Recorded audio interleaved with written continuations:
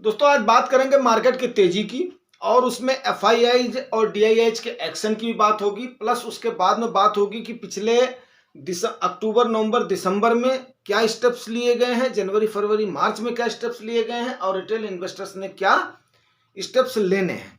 जी हाँ दोस्तों, इन चीजों पर चर्चा बहुत ही जरूरी होती है क्योंकि अभी इस समय इससे आपको काफी सारी चीजें क्लियर हो जाएंगी। तो आज का जो सब्जेक्ट है वो है हमारा, क्या बाजार की तेजी फिर से फंसाएगी या मार्केट का रिवर्सल है ये। देखिए दोस्तों, अब इसके लिए थोड़ा सा आंकड़ों पर हम निगाह डालते हैं, वो आपको थोड़ा सा क्लियरिफाई करेगा। अक्टूबर नवंबर दिसंबर में, और सबसे पहला आंकड़ा लेते हैं, सबसे जो इंडिया का एक जाना माना जिसको पैमाना बोल सकते हैं वो है निफ्टी का। निफ्टी का मूव से क्या होता है कि देश किधर मूव हो रहा है, इन्वेस्टर्स किधर मूव हो रहे हैं, पैसा किधर मूव हो रहा है, वो अपना पता चलता ही चलता है। क्यों? क्योंकि जो उसका फ्लो है ना पैसे का, वो उसमें थोड़ा सा अगर फ्लो दिखता है तो वो फ्लो ही सारे उस पे जितने भी हैं, चाहे मिड कैप हो, चाहे स्मॉल कैप हो, चाहे लार्ज कैप हो, सब पर भी उसका असर दिखता है। तो फ्री फ्लोट की बात हुई थी, फ्री फ्लोट को हमेशा आपने रखना है। उसी फ्री फ्लोट से पता चलता है कि हमारा पैसा किधर आ रहा है और पैसा किधर जा रहा है, किसका पैसा आ रहा है और किसका पैसा जा रहा है। अगर हम अक्टूबर नवंबर दिसंबर की बात करें तो आपकी निफ्टी कितनी चढ़ी थी? 3000 पॉइंट चढ़ी थी।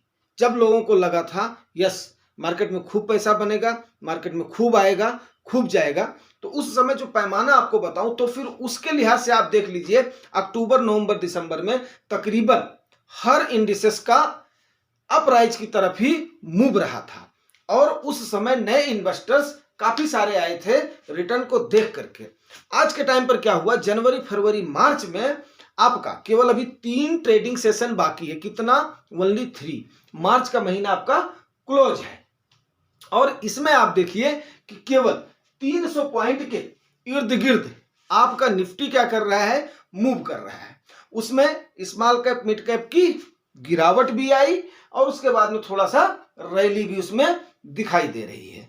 स्मॉल कैप मिड कैप के शेयर्स की जम करके पिटाई भी हुई है और उसके बाद में क्या हुआ है, उनमें रिवर्सल भी दिख रहा है। अब इस तेजी के समय इन्वेस्टर्स क्या करें, वो सोचने वाली बात है। आज की डेट में देखिए नस्डैक के इतना चढ़ने के बाद में, जो कि आईटी का हब माना जाता है, फिर भी आज का हमारा जो आईटी का स्टॉक रहा है वो सबसे बड़ी गिरावट का केंद्र रहा है। तो अब यह है कि उसमें प्रॉफिट बुकिंग स्वाभाविक सी बात है कि जैसे भी आईटी आपकी थोड़ी सी अप होगी तो प्रॉफिट बुकिंग होगी, क्योंकि कई सारे लोग जिनका पैसा नीचे फंस गया था, मतलब ऊपर उन्होंने सोचा था कि यस मेरी हमेशा ऐसे ही कमाई होगी, वो 2021 के बाद से क्या हुए थे, फंस गए थे। 2022 में उतनी रैली आई नहीं थी। 2023 में आईटी थोड़ा सा चढ़ा है, लेकिन बहुत थोड़ा सा चढ़ा है। यहां से जैसे ये 37-38 हजार के आसपास आपका निफ्टी जाएगा, उस समय उनका जिन्होंने कोविड के टाइम के बाद में इन्वेस्ट किया हुआ है, उस समय उनका जो भी प्रॉफिट दिखेगा वो अपनी प्रॉफिट को बुक करेंगे।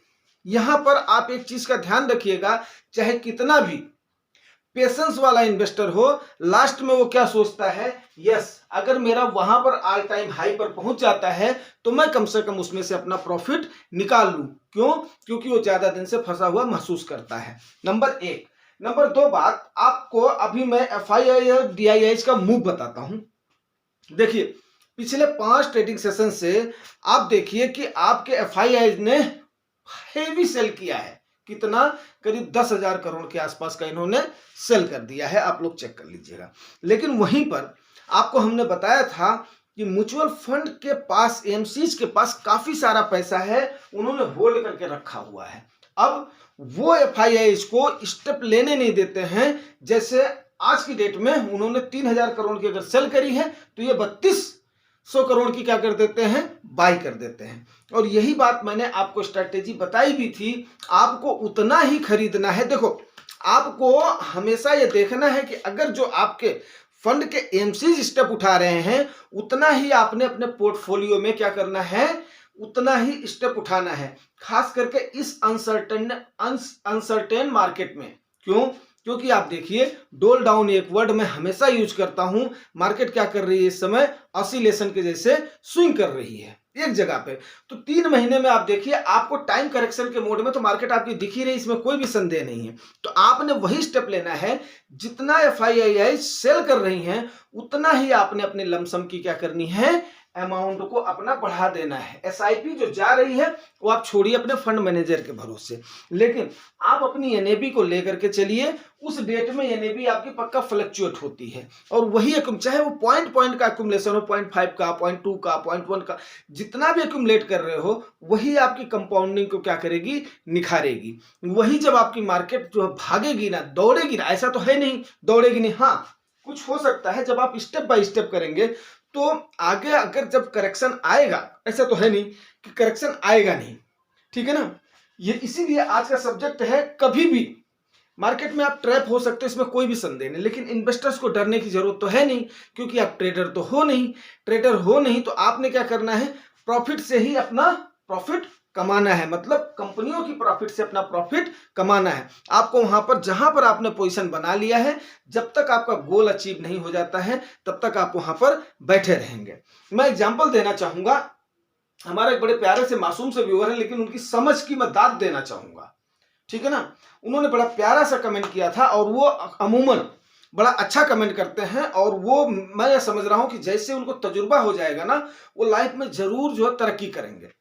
क्यों? क्योंकि जैसे जैसे उनका अकुमुलेशन बढ़ता जाएगा उनकी हिम्मत बढ़ती जाएगी।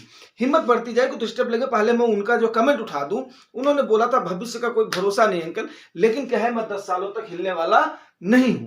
तो इस टाइप का अगर जोश और जज्बा अगर एक इन्वेस्टर में बरकरार है, खास करके युवाओं में हमारे बरकरार है, तो एफआईआई इसको क्या हो रहा है, उस समय काफी सारा, ठीक है उनको भागने दो, नो प्रॉब्लम। आपके म्यूचुअल फंड एमसीज के पास इस समय इतना पैसा है कि वो इंतजार कर रहे हैं कि ये भागे, अरे यार आप जाओ, हमें अपना क्या करो, पोजीशन हमें बनाने दो। बात समझ रहे हो। लेकिन यहां पर चक्कर क्या उठ रहा है, बाहर का जो पैसा आता है ना, उस पैसे का बड़ा वेलकम किया जाता है, लेकिन हमारे पैसे को वो तरजीह नहीं दी जाती है। पता नहीं क्यों, क्योंकि ऐसा लगता है जो अनुमान है ना, जो अनुमान है, जैसे चाहे आपका पैसा बैंक में हो, चाहे आपका म्यूचुअल फंड में हो, चाहे आपका पैसा आपके अकाउंट में हो, सरकार क्या करती है, उसको एक आकलन कर लेती है कि हमारे पास इतना पैसा है, उसके अनुसार वो अपना क्या करती है, एक प्रकार का रोड मैप तैयार कर लेती है। उस रोड, देखिए ये बड़ी ही हो जाएगी, अपना गूढ़ बात हो जाएगी। तो उसने क्या किया, अपना रोड मैप तैयार कर लेती है, ये हमारे पास है, एनी हाउ कैसे करके आ ही जाएगा, चाहे वो डायरेक्ट टैक्स से आएगा, चाहे इनडायरेक्ट टैक्स से आएगा, चाहे उस पर टीडीएस काट के आएगा, चाहे उसका प्रॉफिट काट के आएगा, चाहे मार्केट को डाउन करके आएगा, तो ये नहीं हाउ कैसे करके वो सरकारी प्लान में चला ही जाता है। लेकिन वहीं अगर एफआईआई का पैसा आता है तो वो क्या होता है कि आपके फॉरेन का पैसा आ जाता है, और उससे क्या होता है, सरकार की जो रिजर्व, किसकी, फॉरेन करेंसी की रिजर्व है, डॉलर का रिजर्व है, वो उनको बढ़ता हुआ दिखाई देता है। बढ़ता हुआ दिखाई देता है तो उनका क्या होता है, उनका जो कर्जा है उस कर्जे की भरपाई एक तो हो जाती है, पहली चीज भरपाई करने में आसानी रहती है। दूसरा क्या होता है, उस रिजर्व के भरोसे पर सरकार को आईएमएफ से लोन मिलने की संभावना प्रबल रहती है, वो भी बल्क अमाउंट में। क्यों?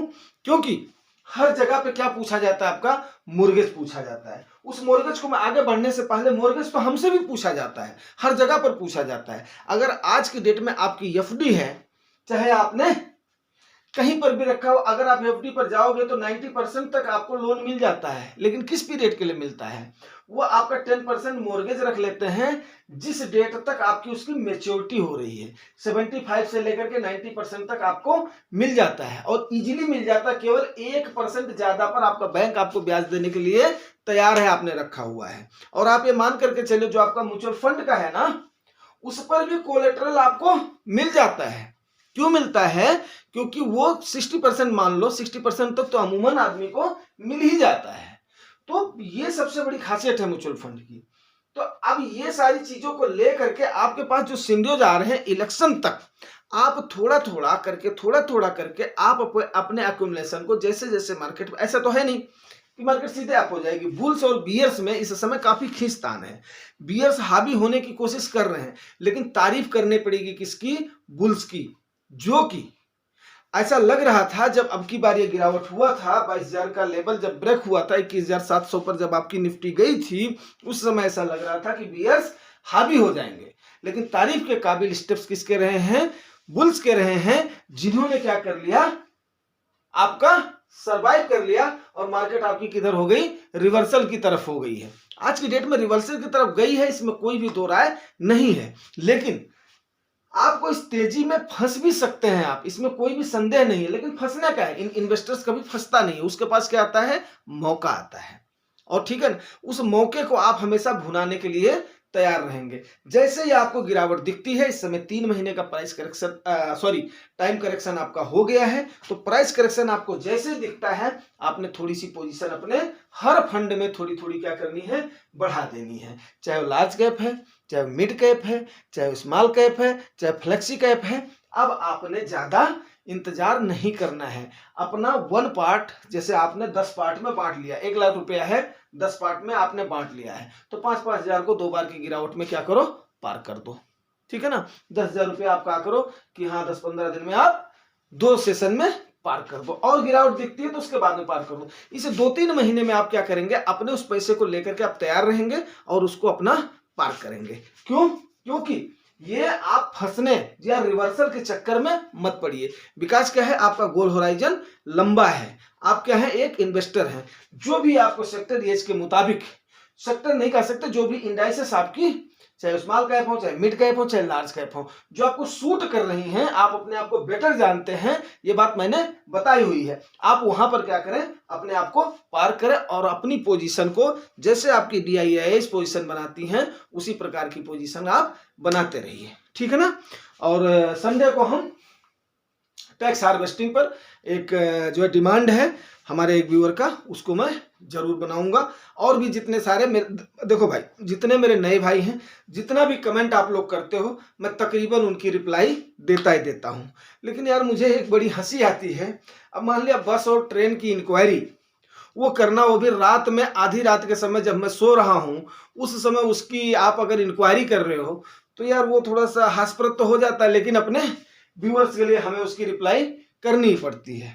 अब जैसे मेरे एक व्यूअर ने, कोई थे व्यूअर थे या सब्सक्राइबर थे, उन्होंने बोला कि देहरादून से बस कितने बजे जाती है? तो बस ठीक है, कानपुर की बस 12:30 बजे जाती है, बट आपकी उस साइड में जो भी बस जा रही है, लखनऊ जा रही है, गोरखपुर जा रही है, इलाहाबाद जा रही है, वहां जा रही है, वो आपका कानपुर होकर के जाएगी। अगर वो मुरादाबाद बरेली होकर के जा रही है, कानपुर साइड से जितनी बसें जा रही हैं आप मालूम करो, उसके बाद में आप उससे आप निकल जाओ। नहीं तो जो आपका उसमें देख लो आज के टाइम पर ऑनलाइन पे है, उससे आप निकल जाओ। ठीक है ना? और नहीं तो ट्रेन आपकी तो है ही, सुटेबल सहारा है। तो यार दोस्तों ठीक है, कोई बात नहीं, उसका हमें कोई मराल नहीं है। लेकिन जैसे भी सवाल आप लोग करते हैं, तो मैं उसकी रिप्लाई करने की कोशिश हमेशा करता ही करता हूं, इसमें कोई भी संदेह नहीं। क्योंकि आपके संशय को दूर करना वो भी हमारा धर्म भी है, हमारा फर्ज भी है। ठीक है ना? तो उम्मीद करता हूं आपको ये काफी सारी चीजें आपको क्लियर हो गई होंगी, इसमें कोई भी संदेह नहीं है। और अगर जानकारी अच्छी लगी है तो यार रिवार्ड जरूर करना, लाइक से सब्सक्राइब। Thank you.